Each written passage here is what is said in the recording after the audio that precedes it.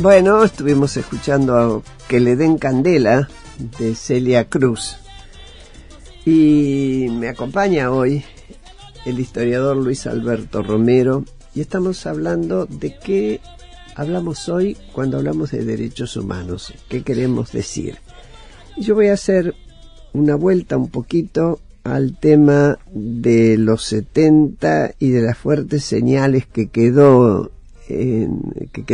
dejó en la historia de hoy todavía, ¿no es cierto? A ver, fue una época que tenía sentido que quedaran señales, porque fue demasiado dolorosa y con demasiadas pérdidas. Y cómo a veces eso puede opacar otras cuestiones. Vos me hablabas de la gente reconocida, de los grupos reconocidos que durante la dictadura sostuvieron la cuestión de los derechos humanos, ¿no es cierto? ¿Cómo encontrás eso vos ahora?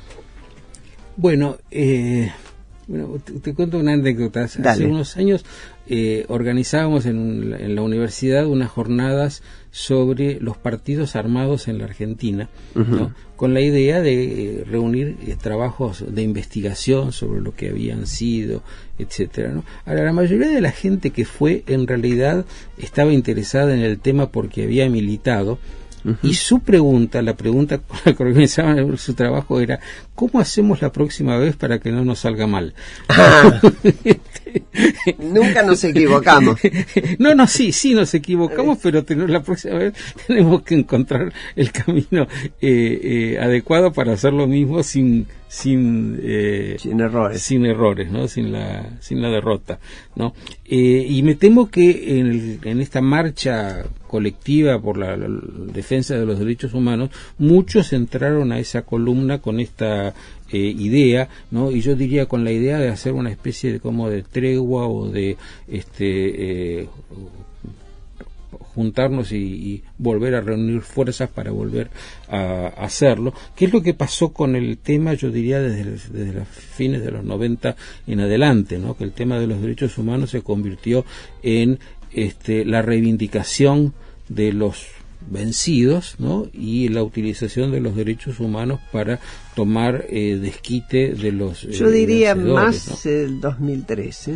Sí, después sí. de 2003, después de la asunción. Eso es muy claro porque lo toma el gobierno, ¿no?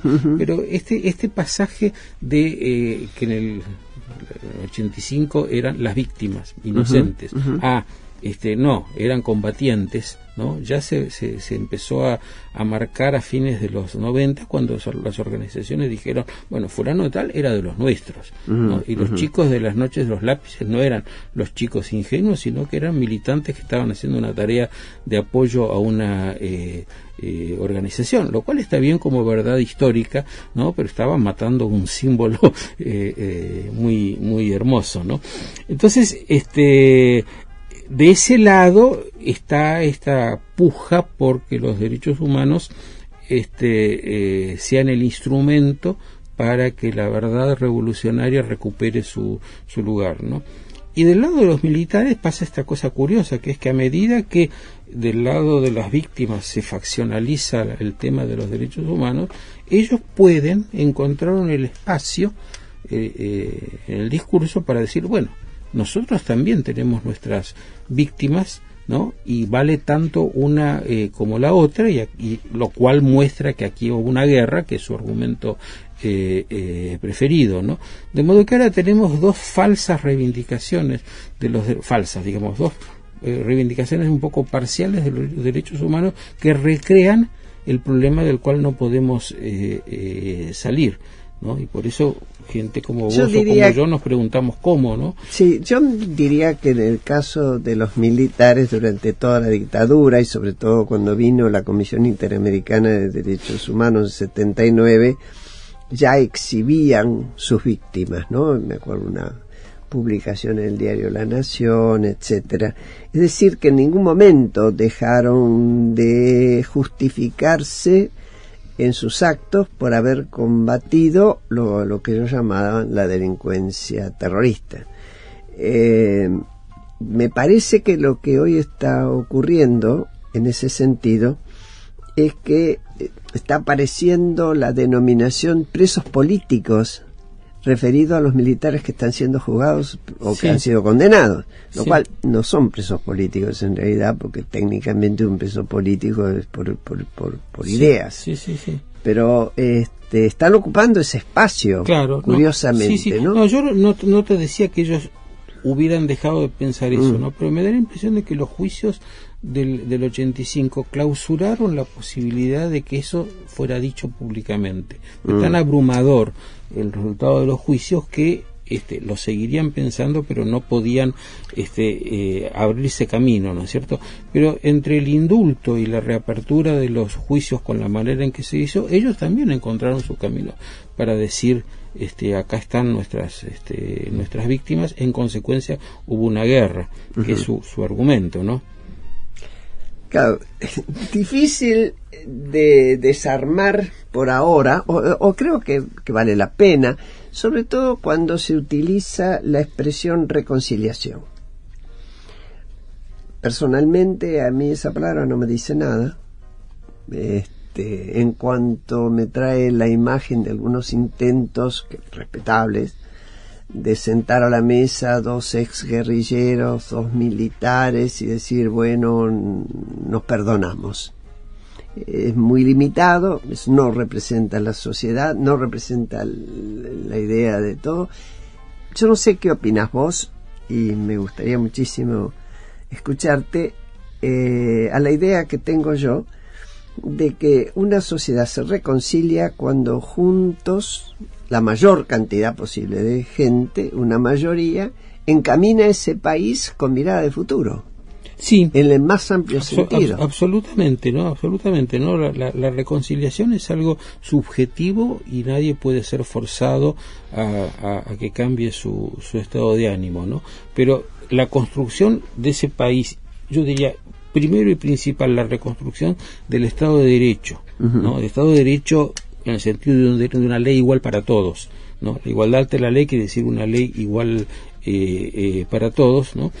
Y quizás a partir de ahí el reconocimiento de que en ciertos momentos cada uno no consideró que la ley era igual para todos, ¿no es cierto? Entonces esas políticas que más bien son del Estado, de afirmación de el Estado está por encima de estas facciones, el Estado pone las normas, el Estado reconoce que las víctimas que un muerto de un lado y un muerto de otro son dos muertos, ¿no? Y no un muerto bien matado y un muerto no hay muerte buena y muerte mal mala, matado, ¿no es cierto? Eso es la idea de que impulsó nuestro común amigo Héctor Leys, es una idea muy noble, ¿no? La idea de que en algún lugar estén todos juntos, ¿no? Pero hasta ahí, ¿no? Hasta ahí, y de ahí para adelante. En realidad, el primero que largó con mucha fuerza la idea fue del Barco. Oscar del Barco, Oscar del Barco, cuando dijo una carta o un artículo, no matarás. Sí, que produjo un revuelo en su momento, y la mayoría de la gente que eran simpatizantes de la izquierda, lo menos que le dijeron, nunca le dijeron bonito, ¿no? Es curioso eso, porque entre esa mucha gente había gente muy crítica de la violencia, pero aún así no podía admitir la idea de que la muerte es una sola. Hay un solo tipo de asesinato, ¿no? Por eso, por ejemplo, Aramburu no fue asesinado, fue ejecutado. No, fue asesinado. Pues sabes que yo tengo una anécdota con respecto al tema de Aramburu. Cuando acá se estaba promoviendo el indulto y me invitaron a un programa de televisión junto con el hijo de Aramburu. Y el que me invitó era Neustadt, Bernardo Neustadt. Y primero le invitaron a él a que describiera la muerte de su padre, y lo hizo muy sobriamente y con mucho sentimiento, y terminó diciendo quienes lo asesinaron fueron cobardes, asesinos cobardes, ¿no? Una cosa así. A lo mejor agregó después algún adjetivo más. Inmediatamente la cámara me tomó a mí. Y yo le dije que era verdad. Y le pregunté cómo llamaba él, o cómo calificaría él, a aquellos que se habían llevado a Pablo, mi hijo, que seguramente lo habían torturado, que seguramente lo habían matado en la clandestinidad y ocultaron su cuerpo. Y me dijo, asesinos cobardes. Yo jamás creí que sentada con el hijo de Aramburu íbamos a lograr. Es verdad que yo desmonté lo que se esperaba de mí. Sí. Pero también él fue capaz de desmontar lo que se esperaba de él. Sí. Y no nos habíamos puesto de acuerdo. Es asombroso porque yo creo que para vos y para mí casi es lo natural pensar eso, ¿no? Bueno. Y descubrir que hay mucha gente que para llegar a pensar eso es un esfuerzo tremendo. Sí, pero Luis Alberto cuesta trabajo, ¿eh? Sí. Cuando vos has pasado por esa situación, cuesta trabajo. Sí. Más bien, yo puedo decir que a mí me enseñaron a odiar los militares. Yo no sabía lo que era el odio, nunca había tenido motivos para sentir odio.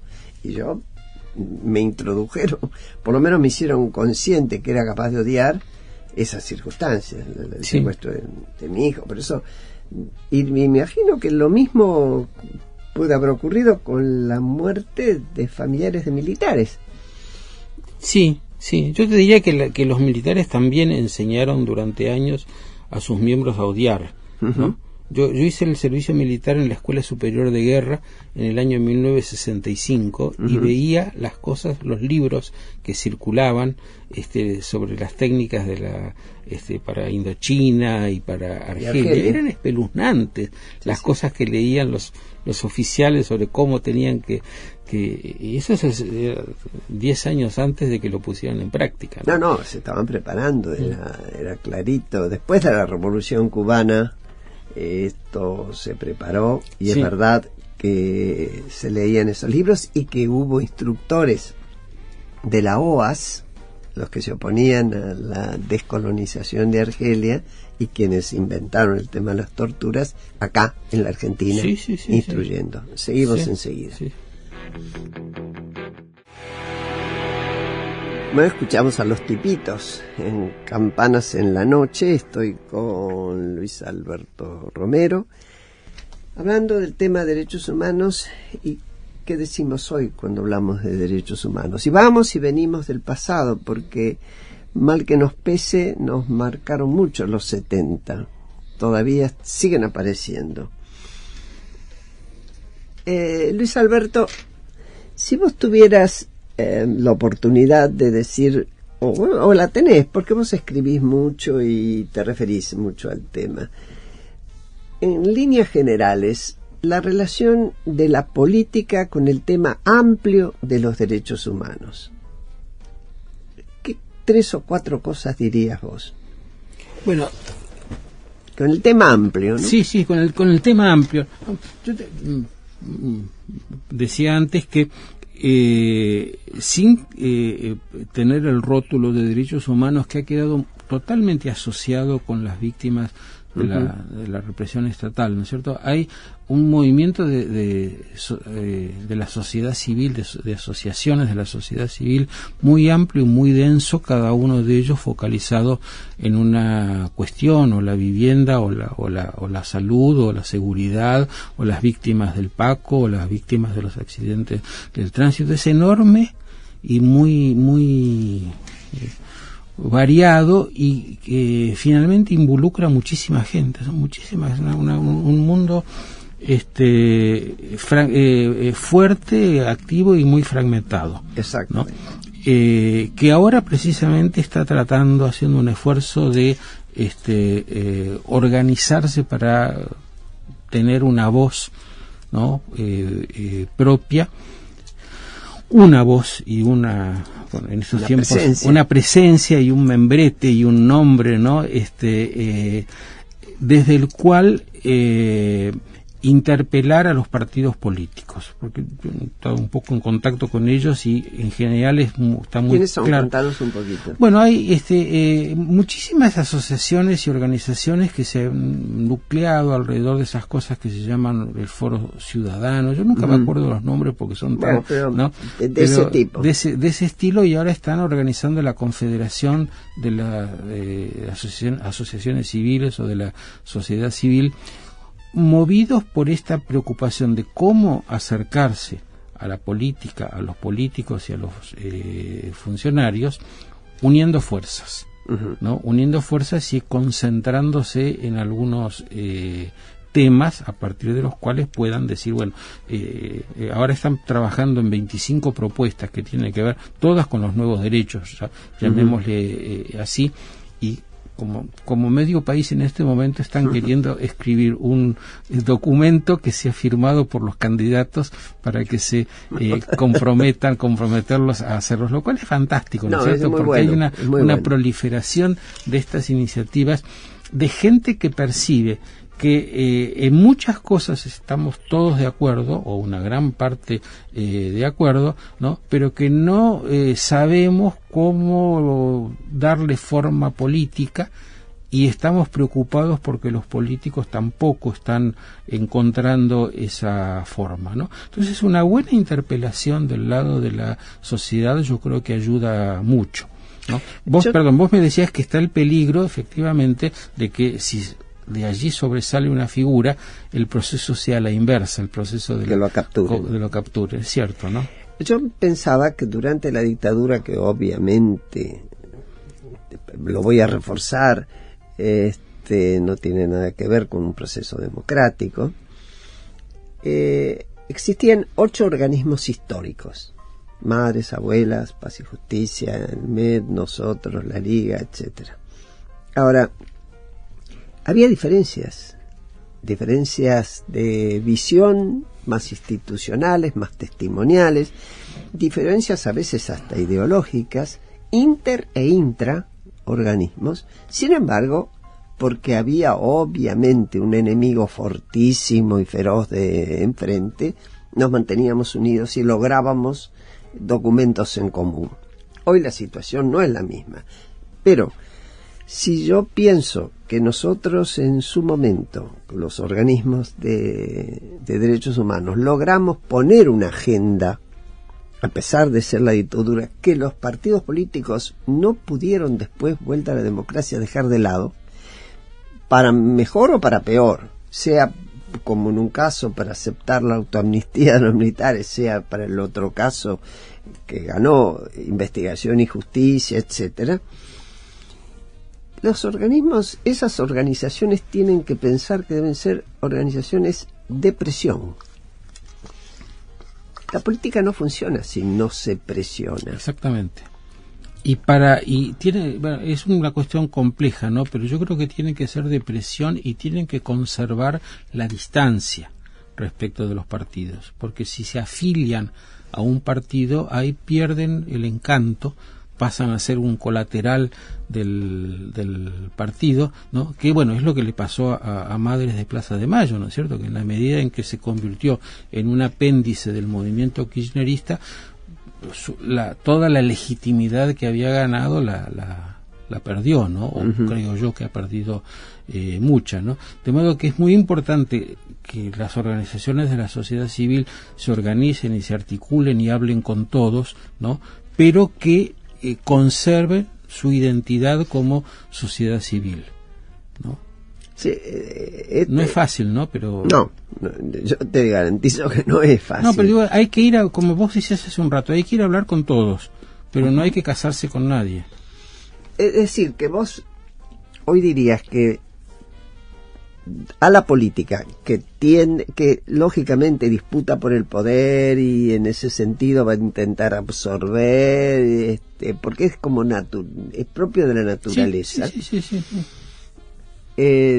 Si uno tuviera que recomendar a políticos que piensen en lo que es un futuro y que quieran entender los problemas del país, debería uno decirle: escuchen estas organizaciones, préstenle atención, Claro, por supuesto, y las organizaciones tienen que ir a hacerse oír y tienen que ir hasta ir a hacerse oír fuerte y a gritar para tener un espacio en los lugares de deliberación, ¿no es cierto? Por ejemplo, las comisiones del Congreso, ¿no? Claro. Ese es el lugar donde se puede dar la articulación. Mira, esta confederación que está ahora a punto de salir a la calle, estuvo discutiendo hace poco el lugar de presentación, y la primera idea fue hacerlo en el Congreso, con la idea de, bueno, nosotros queremos que nos escuchen, ¿no? Y la segunda idea fue, tenemos que hacerlo fuera para que se vea que esto no tiene que ver con de la política. Nosotros vamos a ir a hablar con el Congreso, pero primero nos mostramos